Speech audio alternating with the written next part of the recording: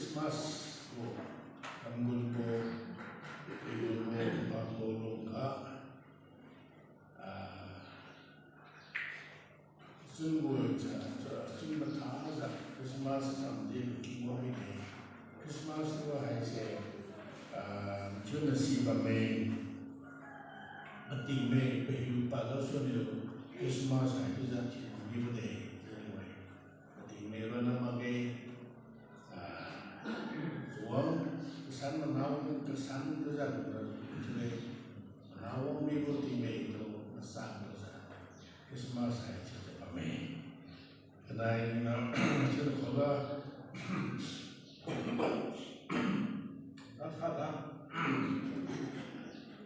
Christmas in Indonesia to something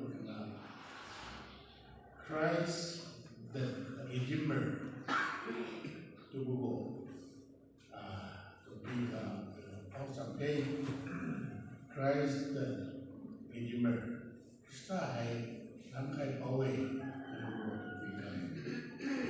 I think Christmas hay thì tôi Christmas của what is Christmas all about? Christmas ay dito po nagkatukoy na pausang rang okay so that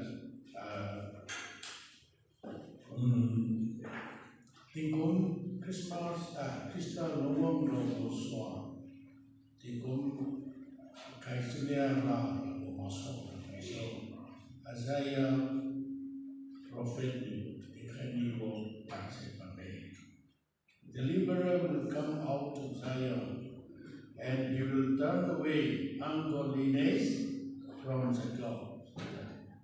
Roman go battle with the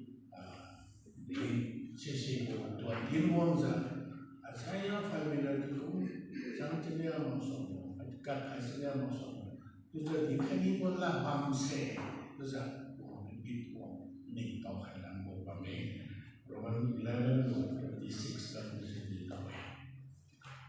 Jadi Yesus Zion kerso langkai ranpau lungong rawe.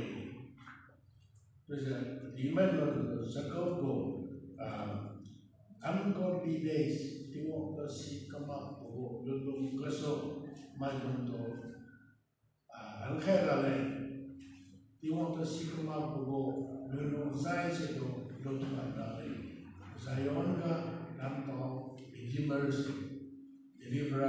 deliverers mong ramai berdikai. Amin.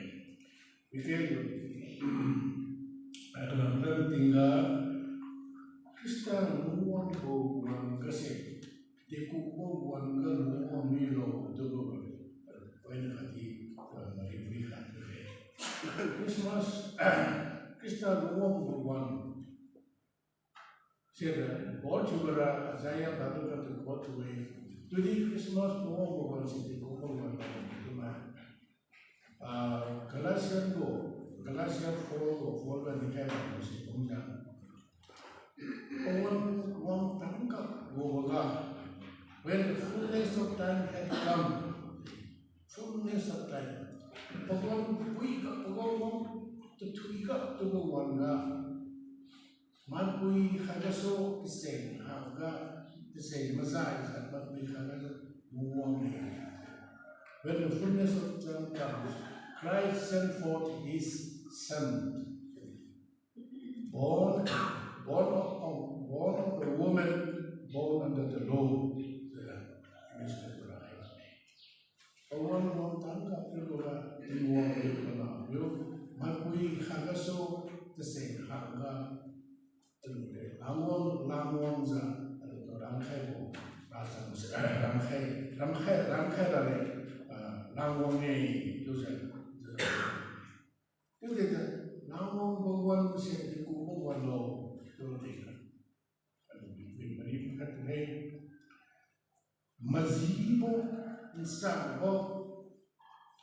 Mazibo se sama hogasa adin uzakani ko bane to mazibo sima isaba to di sitani ko kamo so jaba mo wanga Krista ai mo dele to redeem ran khai ra the same that goes zai sitami wo ban ke bego to fuse you the new wo taw ban pamek ke menu ke meju nian tinga the fuse you ko ragza amek ke nian ding tinga di ko fuse you ko to ban sa ban ran khai ra kunne sudi ran khai yuto paling si ko ban aku tingkat kesawo aten duan kesawo ni atau sakit oh hai bon na ina kesakan kang hai bo macam mama hai bo mago asal tu Allah tu hai bo tingkat sini aku against the witness you bo ni realize tanggal sini ramai aku kesawo ni atun kesawo sa hai bo pura hai na mai kesawo tu non dia tu tiusa atau sakit juni bo ni majibu tu perlu sitami bo wan ketuan penuh sima bo wan pabambina de petuan de tiu sitami bo keboso sobo wanga kisah kesabu kaso beri patju kesabu kaso beri pat namai bangsa beri pat bedi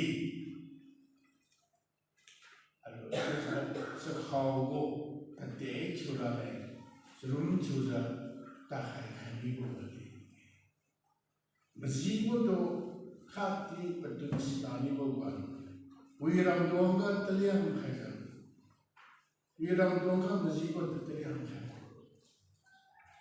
kamau bo kesabu to se liu robo alu employee di kana de liu bo kami thailand se asia ro tingla annual configuration report bo employee bo asia Taiwan Asia bo baraman bazar se liu ada liu di boy liu kami boy sekumpul keposo kesabu mazima bo sambo sokol sorong kiusi tabi bo wan keposo soli bo wan ka Kristen bo boy di kamne tu di mas alto rangna ne bo ni bo bani sebu wan bo Rumah ni bo bukan bo, kita dalam bangsa tikun saya masuk. Rumah ni bo history se repeat rumah bangsa.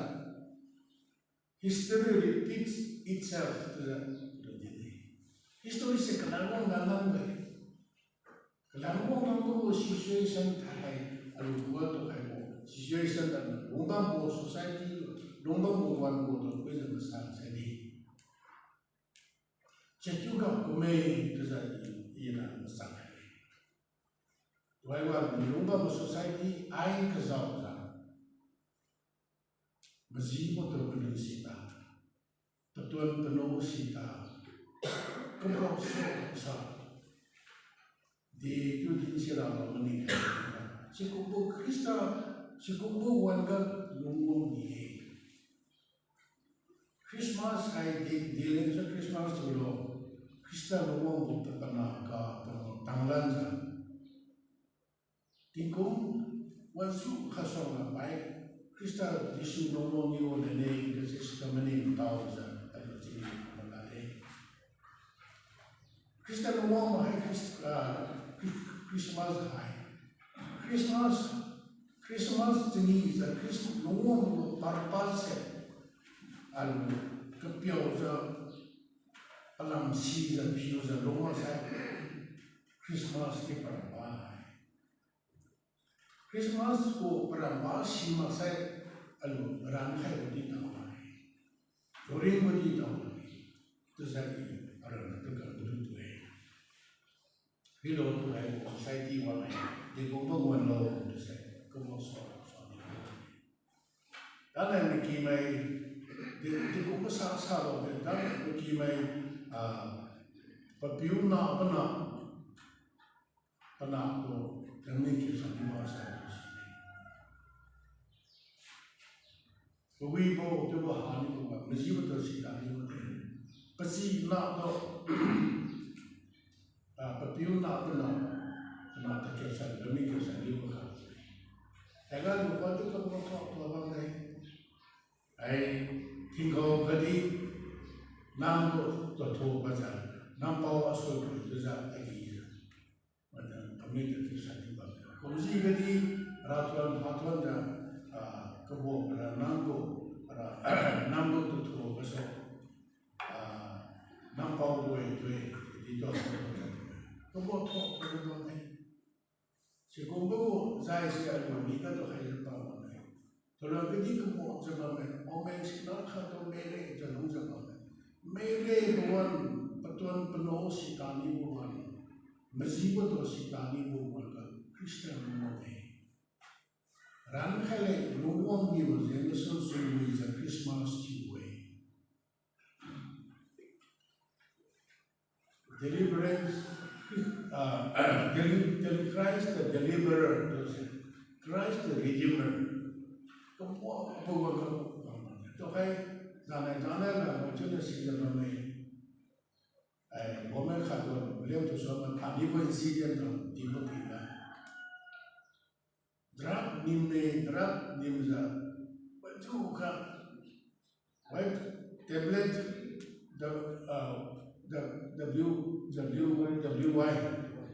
WY को template sam nim nakam in case ka nim normal pungong bo nim bo pa to se to ma ha je je mazid ma bo sak bo arab bo to ba ha ni to ba ne doi so to mo mo se Cikgu tu kamu harap cikgu tu tu lagi menayu bila orang berjaya Kristen rumah ni boleh jadi. Tu saya tu kaya dulu baru kita tu kaya ngomong ni. Saya asal aku buku kemak bo mazima bo saya pergi jalan ni. Macam bisa kaya ni, hai konon court bo legal bo evidence legal logo lazan tanai alu teseng lo lazan masa aku moral lo alu sundar lo lazan kasi beri nampai ko sana namai pandai namai ko ina meto hatap sa ni hai ko na tap sa mi we kip sa mi we tu ko mai hakan sakhi ju ma sai hai ko na sebo te sing huelo za sikubo ba tu sakhi ju ma ha sai ina kam sa ba ni ya ma ha da tu fu ni da no kes si tu dai sikubo ba ni ista no mo ba sikubo ba mo ni se to sikubo ka sa lo rallo ba ni se sa mo ba Christmas is all about deliverance. Christmas has a rankai to jimboy. Aluna Christmas jimboy na matalo so we mo ya pasok to we have Christmas no di ko Christmas no ni masay Christmas high. Christmas high Zoring ko dia hai. Kalau Christmas no pasok se discuss mo ko dia rankai ko na. Ralu si ko. Saving grace iwo ko rankai ko lung siat se ha sai. Sisi lo tau bang sai zoring ko. Jadi saya Christmas para masih jadi bang sai Christmas saya para masih hai. Jadi Christmas nong Kristen nong bukan sin set dan itu jadi ada jadi pindah beri free hai tak bukan mana deliver to 开我，难开我，对不？有见开我这些，因为耶稣基督呢，我 lifetime 呢，哈迪把嘛 we will show 那在龙里头我那边的，因为我昨天我因为我那难开我有见开我，对不？insistence 啊 insistence 我就看到老是的。Joseph to itu je deliver rangkai milo Joseph pemberi lagi. Pasti pikirlah bedono patu mele je. Jakun ga tuan kai. Sehingga so zuan kai kedai dan zuan ke so zuan kedai mana je kebangun bicu kai je. Lungi. Jadi je tinggal ko lungsa ko Krishna고 랑카이 것이 조세포가 따삭따 방기가 방배디 방로가 되기 좋은 비지고 비지고 마이너 히퍼노 포티파르 번노 또 여비디 크리스타노 이거가 또 조레가 사고가 거하니 마네 세토 deliver kebanki ko sa bato rapa hebo tam Egypt do wanganja faro na patenka ko pamang madam sito para tiwa na pihay mo interpretation of dreams is not by man, it is by God. Pamang sa bo sito wangra ko pasay wangra ko tadi bo sito di mas wang kay na bo yuto you must walk hang on board. Say that they must prepare to make it in heaven. Joseph to say, Pharaoh na pekya na pakuga malung kay. Pekya na malung kay. Kabang chuba so governor ito kay. Joseph to deliver to kay. Kasi Krista ay iwadi na. Yesu Krista mo, imati mo ako. Lucia dans le médias. Alors, dans tout ça, Christophe, parce que c'est le mot pour la Joseph, oui, la mida, Daniel, ne pas comme nous, Rankai, Zokin, Kaibo, Haïsidi, à des Louisa, oui, la passion là-bas, Wawida. Et c'est Jésus, Christophe, Joseph, Abraham, Hadi Daniel, Old Testament ke ko prophet lai tu so la so Yesu Krista ko bamiwe. Tu jang perlu sa so semai tu tuan se bari se digal tu nama ni kan cuma si ni. Jadi Yesu kan John ko gospel la tu in the beginning Soka juga laki bangwe juga laki sentimu ka bangwe laki sentimu me laki sentimu lu cuma lu wongza wali wongza dari bukan bukan bukan mas founding za bila so pahe bangwe buwe Abraham masuk lagi bangwe Jesus na pamati masa before Abraham I was bamniwale Jesus na dini This Jesus na Krista na mayu to Old Testament ko incident kadi rangkai ko rasam sa ino sa pame Krista Jesus hai solo rangkai bawe Christmas hai de talo Christmas hai delo hai rangkai bo tinge dela ai aludung di sebo experience lotan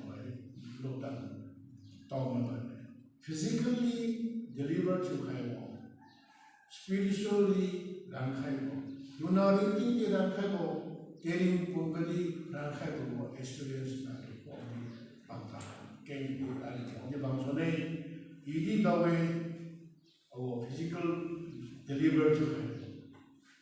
1975 and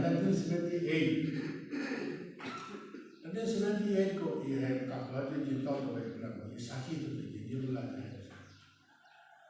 78 ko ia megang robot me yang di mana sekarang megang insiden saya apa insiden tahu saya Februari lepas New Longer Nagaland naik Manipur Arwah conference Sibu Wan se NCF Northern Churches Fellowship tu je yang ada untuk buku ni.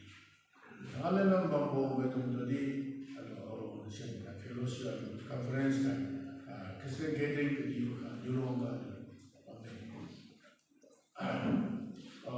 tu macam pernah sih no, tepuan kan deh. Kamu je program peng je, luar je peng bangun pilihan dah. Accident kari accident kazau ni. Speaker betul kepau palan buka ni lah. Speaker punya pasang je tak tinggal. Jadi beri lah South Sudan macam tu South Sudan hari tu obek buku zip ni sih beri tu. Aku mentinggal beri lah aku mentinggal kalbar khabar. Coba kabar taruh masuk sampai terangka 1000 jengkau. Pasal terasa wadi pergi seberi becat tu bukan patut amzi jengkau itu sebut tu kemudian hari adian ratu ini adian ratu ketika jeep algo hari sila pas bimbi lampai meri pasal slip tak waktu ketika sebut kalbar ko sibuk pada sehingga dari sebut buat kaya hari buat alhamdulillah kamu informasi hari itu lagi hari sebut buat kaya tu hari tak mesti tu mesti baca tayar sena hari lama tu tak ni body sena rule ni sehingga i speaker tu na naik soalnya dua ada ina betul namai pasal kumai bini namai kamsa drivers don't have speaker tu yang sampai itu tempat kali sekelas mesti lah baca tayar se itu je aku lampai Wan betul, wan kami ni. Jadi, dengkau saya imeri lo sebenarnya. Kata ada kemudian imasak pada mana, jadi apa nak kami nimpa lo. Imasak pada saya ramai.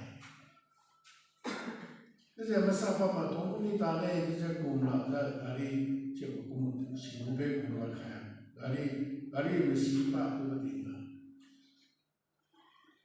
itu lo simai second kali tahu lagi gari tayar matai kepa itu sama zaman awal tersi yang mau deliver tu kai bo tu saya matai tu gari tu tayar matai kala tayar perang dah kau kai bangga tayar matai kepa itu sama itu simai.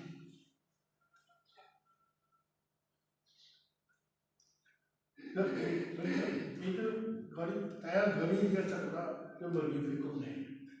Speaker pusing, mereka apa kai kumala ni, ketiga kai kumala ni. Kerana ifik rangkul, dia kumlo, asambo makan mobil padi, wajib makan itu dan makan padi. South Sudan driver berjumpa di rumah, pasal pasta của sẽ có thôi rồi mấy địa sản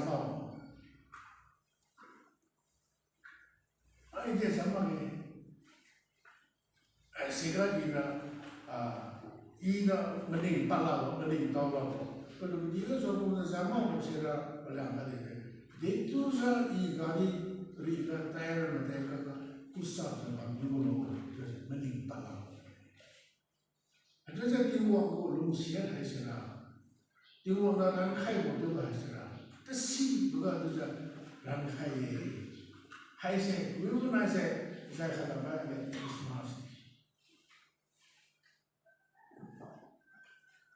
cho nên là mà khai spirituality là cái gì mà mày có mày béo có mong như nó có cái số đang khai một đi ở đâu một đi bằng như vậy atau đang khai một này sẽ có Christmas này là Christmas có dây thì có đang khai ra một gì All night sailors ko, all night sailors ko beri kali. Bangki ka ba sului tiu sa ke tiu sa ba mo teka. All of a sudden, mani mat tak buka tan bo wang sa. Bangki se kuno sa, nakam se kuno le kam.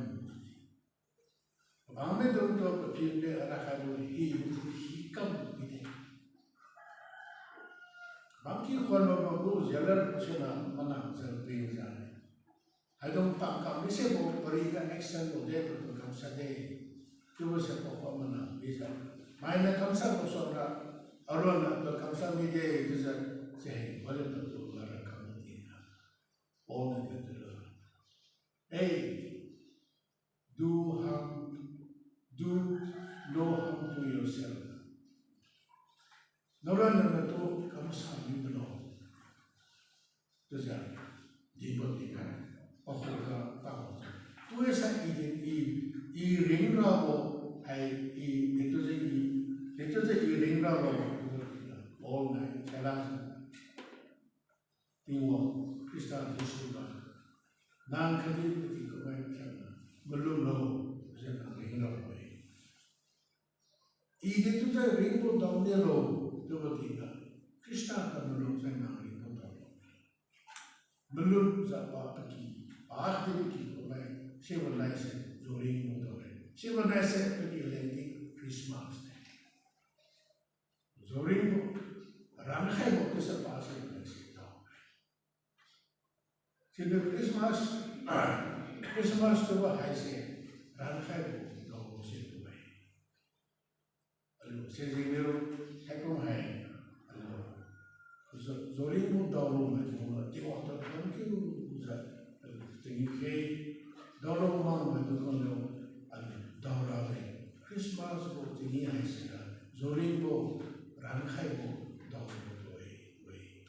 Besar kalau tengok tu belum na, tengok orang azui je mata tu tu ke, Christmas tu kesok sebab.